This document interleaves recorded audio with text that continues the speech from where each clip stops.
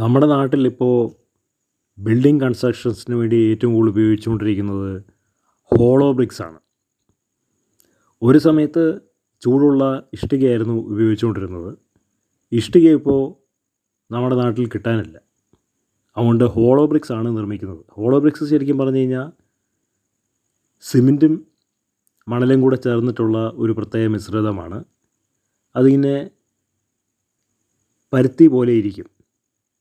അതിൻ്റെ ഒരു വീഡിയോ ആണ് നമ്മൾ കണ്ടുകൊണ്ടിരിക്കുന്നത്. ഹോളോ എന്ന് പറഞ്ഞു കഴിഞ്ഞാൽ ശരിക്കും പറഞ്ഞാൽ ആ ഇഷ്ടികയ്ക്ക് നടുവിൽ ദ്വാരം ഉണ്ടായിരിക്കണം.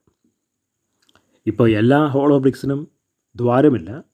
ദ്വാരമില്ലാതെയാണ് ഹോളോ ബ്രിക്സ് ഇപ്പോൾ വരുന്നത്.